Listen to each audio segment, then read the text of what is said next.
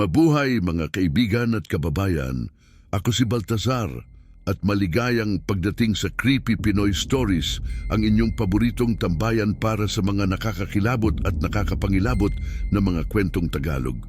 Maraming salamat sa patuloy ninyong pagsuporta at pagtangkilik sa ating channel.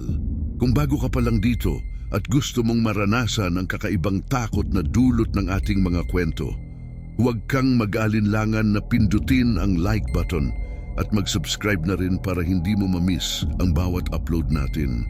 Sumali na rin sa ating lumalaking komunidad ng mga mahihilig sa mga kwentong nakakatakot at maging parte ng ating pamilya na nagbabahagi ng mga nakakagimbal na karanasan. Ngayon, ihahandog natin ang isang kwentong magpapabilis ng tibok ng inyong mga puso. Mangga Anino sa Lumang Tahanan. Sumama kayo sa akin at tuklasin ang misteryo sa likod ng mga pader ng isang lumang bahay kung saan ang bawat sulok ay nagtatago ng mga lihim na naghihintay lamang na mabunyag. Sundan natin ang yapak ni Andrea na sa pagpanaw ng kanyang ama ay magbabalik sa tahanang puno ng alaala, ngunit hindi niya inaasahan na ang mga alaalang iyon ay maaaring magdala ng higit pa sa simpleng nostalgia. Isang serye ng hindi maipaliwanag na kaganapan ang mag-uumpisa sa kanilang pagbabalik. Mga kaganapang magtatanong kung talaga bang nag-iisa sila sa bahay. Ano ang mga sikretong itinatago ng lumang tahanan? At sino o ano ang nagpaparamdam sa kanila ng mga kakaibang pangyayari? Manatiling nakatutok at samahan ako sa pagbubukas ng pinto sa isang kwentong tiyak na magtataas ng inyong balahibo. Huwag kang bibitaw dahil ang kwentong ito ay sisimulan na. Sa isang maliit na silid na may kalumaan na ang pintura, si Andrea ay maingat na nagpapalit ng ivy bag ni Mang Ricardo. Ang matanda, nakahiga at tila hindi na binabakas ng panahon, ay nakatingin sa lumang orasan sa dingding. Sa bawat tiktak nito, parang binibilang niya ang natitirang oras na mayroon siya sa mundong ito. Ang kanyang mga mata, lumalalim sa bawat segundo, ay nagpapahiwatig ng isang di maiiwasang katotohanan. Sa isang tahimik na gabi, habang ang ulan ay marahang pumapatak sa bubong ng kanilang tahanan, ibinahagi ni Mang Ricardo kay Andrea ang kanyang sakit. Ang mga mata niya'y puno ng kalungkutan at pag-aalala, hindi lamang para sa sarili, kundi lalo na para sa hinaharap ng kanyang nag-iisang anak. Anak, mayroon akong kanser, mahina niyang sabi. Ang bawat salita ay tila pabigat sa dibdib ni Andrea. Sa loob ng kanilang simpleng kusina, kung saan dati masasayang kwentuhan ang maririnig, binawasan ni Andrea ang kanyang mga oras sa karinderya upang mas mapagtuunan ng pansin ang kalagayan ni Mang Ricardo. Dito, sa pagitan ng mga kaldero at kawali, ipinapakita ni Andrea ang kanyang sakripisyo at pagmamahal sa ama, isang tahimik na pangako na hindi niya ito pababayaan. Sa ilalim ng liwanag ng isang lumang lampara, nag-uusap si Andrea at Mang Ricardo tungkol sa mga alaala ng nakaraan. Nangingiti si Mang Ricardo habang naaalala ang mga panahong magkasama silang nagtatanim sa kanilang maliit na hardin. Ang mga kwentong ito ay nagpapalakas ng kanilang bond bilang mag-ama, isang di nakikitang tali na mas higit pa sa dugo ang nag-uugnay. Ang kanilang mga gabi ay puno ng mga ganitong sandali, ngunit sa bawat pagtatapos ng araw, isang tanong ang bumabagabag kay Andrea. Hanggang kailan pa nila mapagsasaluhan ang mga ganitong oras? Sa isang tahimik na kapilya, si Andrea ay nakatayo sa tabi ng abo ni Mang Ricardo. Ang mga mata niya ay namumugto sa pag-iyak, ngunit may bakas ng katatagan at pagtanggap sa kanyang mukha. Sa kabila ng kalungkutan na bumabalot sa kanyang puso, alam niyang kinakailangan niyang maging matatag para sa kanyang sarili at sa alaala ng kanyang ama. Sa kanyang huling sandali, pabulong na hiniling ni Mang Ricardo kay Andrea na sunugin ang kanyang katawan at huwag nang magdaos ng malaking seremonya. Gusto ko, simple lang, anak.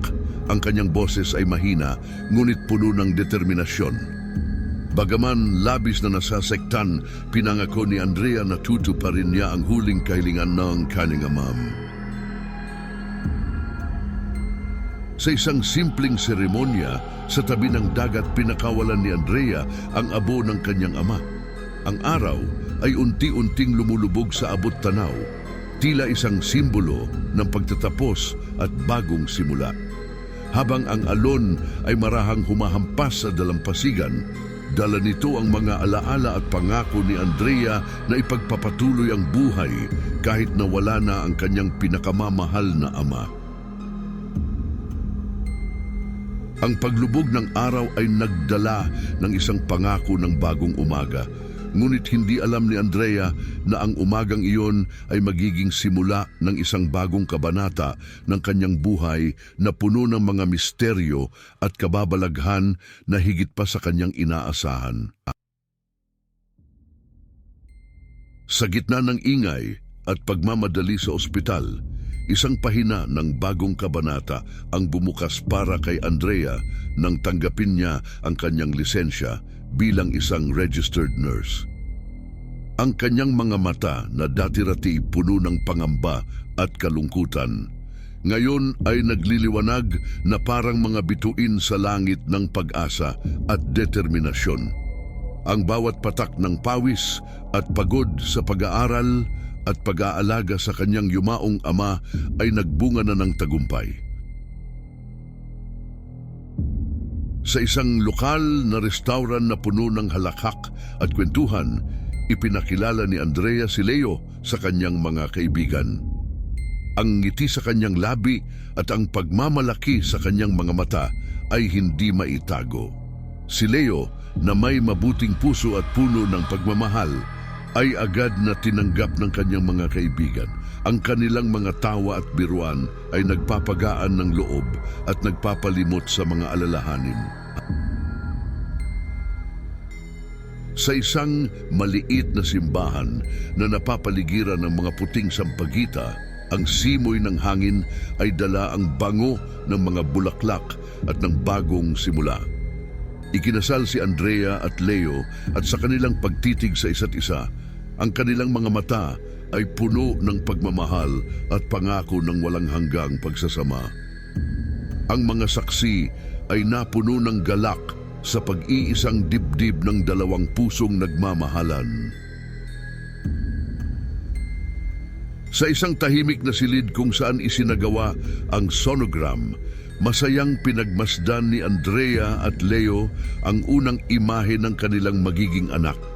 Ang kanilang mga kamay ay magkahawak, puno ng init at pagkakaisa, habang sila ay nangangarap at nagpaplano para sa kinabukasan ng kanilang lumalaking pamilya.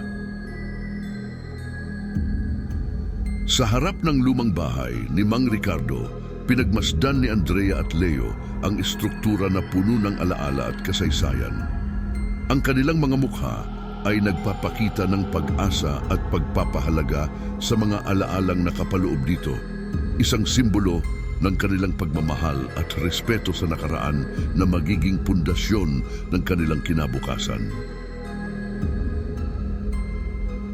Ang pagbukas ng lumang pinto ng bahay ay tila pagbubukas ng isang kabanatang puno ng misteryo at alaala. Ang malamig na simoy ng hangin na sumalubong kay Andrea ay tila bumubulong ng mga kwento at lihim ng kanyang kabataan na ngayon ay muling magiging bahagi ng kanyang kasalukuyan. Sa pagpasok nila sa silid kung saan huling huminga ang kanyang ama, isang lumang lobo na may kupas na kulay ang sumalubong sa kanila. Tila isang tahimik na saksi sa mga pangyayaring naganap sa loob ng mga pader na ito. Ang lobo ay tila nagtatanong at naghihintay ng mga bagong alaala na malilikha. Sa pag-aayos ng nursery para kay Simon, si Andrea ay maingat na naglagay ng mga laruan at libro na may mga kwento at alamat mula sa Pilipinas. Ang bawat piraso ay may kwento, nagbibigay ng koneksyon sa kultura at tradisyon na nais nilang ipamana sa kanilang anak. Habang inaayos ang isang lumang parol sa tabi ng bintana ng nursery, si Leo ay nagbahagi ng mga kwento tungkol sa kanyang lolo Simon, sa kanyang asawa. Ang mga kwentong ito ay hindi lamang nagbigay inspirasyon sa pangalan ng kanilang anak, kundi nagbigay rin ng init at pagmamahal sa puso ni Andrea. Ang bawat salita ni Leo ay tila nagpapalakas ng kanilang samahan at nagbibigay diin sa kahalagahan ng pamilya at tradisyon. Ngunit sa bawat bagong simula, may mga lihim na naghihintay na mabunyag. Sa bawat sulok ng lumang bahay, may mga bulong na nag-aabang at sa pagitan ng mga pader, may mga anino na nagkukubli. Ano kaya ang mga kakaibang pangyayari na magiging bahagi ng kanilang bagong tahanan? Ang mga ilaw na nag-flicker ay tila hudyat ng isang nakakakilabot na misteryo na malapit ng sumiklab. Sa unang mga gabi nila sa lumang tahanan, si Andrea ay biglang nagising dahil sa kakaibang tunog ng pag-flicker ng ilaw sa nursery. Ang kanyang dibdib ay puno ng pag-aalala habang marahang tinatahak ang daan patungo sa pinto ng silid. Ano yan? Bulong niya sa sarili. Ang kanyang mga paa ay tila may sariling isip na ayaw lumapit, ngunit kailangan niyang tiyakin ang kaligtasan ng kanyang anak. Isang tahimik na gabi habang mahimbing na ipinapatulog ni Andrea si Simon sa kanyang mga bisig, bigla na lamang nag-flicker ang mga ilaw at isang malamig na hangin ang dumaan. Napasinghap si Andrea, ang kilabot ay kumalat sa kanyang balat na parang yelo. Bakit ganito? Tanong niya. Ang kanyang tinig ay halos pabulong, takot na baka may iba pang makarinig. Kinabukasan, sa kanilang pag-uusap ni Leo tungkol sa mga nangyayari, hindi mapigilan ni Andrea ang ipahayag ang kanyang takot. May kakaiba sa bahay na, "To, Leo," sambit niya, ang kanyang mga mata ay nagpapakita ng takot na kanyang nararamdaman. Ngunit si Leo, sa kanyang pagnanais na protektahan ng kanyang pamilya, ay pinilit na maghanap ng lohikal na paliwanag. "Baka may problema lang sa wiring. Mahal, ipapatingin ko bukas," sagot niya, subalit sa kanyang tinig ay may bakas ng pag-aalinlangan. Ang mga ilaw ay nagpatuloy sa kanilang pag-flicker, ngunit ang tunay na dilim ay nagbabadya pa lamang na lumamon sa kanilang katahimikan. Sa isang masayang pagdiriwang ng ika-6 na kaarawan ni Simon, si Andrea ay tahimik na nagmasid sa anak na masiglang kumakanta ng isang lumang awitin. Ang mga titik ay tila lumangoy sa hangin at si Andrea ay napaisip, saan niya natutunan yan? Ang kanyang puso ay bumilis sa pagtibok, hindi dahil sa tuwa, kundi sa isang hindi may paliwanag na pangamba. Sa isa na namang tahimik na gabi, habang bantay sarado ni Andrea si Simon na mahimbing na natutulog, isang boses ng lalaki ang kanyang narinig na kumakanta ng parehong awitin. Tumindig ang kanyang balahibo, ang pangamba at pagtataka ay naghalo sa kanyang isipan. "Sino yan?" tanong ni Andrea sa dilim, ngunit walang sumagot kundi ang echo ng kanyang sariling boses. Nang tanungin ni Andrea si Simon tungkol sa awitin kinabukasan, sinabi ng bata na ito'y kinakanta sa kanya ng kanyang papa tuwing gabi. "Papa? Pero paano?" Bulalas ni Andrea, ang kanyang isip ay nalilito at takot na takot. Ang mga salitang yun ay nagdulot ng isang bagong takot sa kanyang puso, takot na baka hindi lamang silang tatlo ang nakatira sa lumang bahay na yon. Sa kabila ng mga kakaibang pangyayari, si Andrea kasama ang kanyang pamilya ay nagpasya na manatili sa bahay. Ang kanilang determinasyon ay sumasalamin sa kanilang pagmamahal at pagpapahalaga sa alaala ng kanilang mga mahal sa buhay. Ngunit sa bawat flicker ng ilaw, isang tanong ang patuloy na gumugulo sa kanilang isipan. Ano ang lihim na itinatago ng lumang tahanan? Sa bawat sulok ng ating buhay, may mga aninong nag-aabang, handang magdulot ng kilabot sa ating mga puso. Mga kaibigan, naway magsilbing paalala ang kwentong ito na hindi lahat ng alaala ay dapat manatili sa nakaraan. May mga lihim na dapat nang pakawalan, bago pa ito maging sumpa na magpapabago sa takbo ng ating buhay. Maraming salamat sa inyong walang sawang pakikinig dito sa Creepy Pinoy Stories. Kung nagustuhan ninyo ang ating kwento ngayong gabi, huwag kalimutang mag-like at mag-subscribe para laging updated sa mga bagong kabanata ng Lagim. Sumali na sa ating komunidad ng mga tagapagdala ng kilabot at kababalaghan. Hanggang sa muli mga kaibigan, huwag ninyong kalimutang mag-ingat dahil baka sa susunod na pag-flicker ng ilaw, kayo na ang susunod na kwento.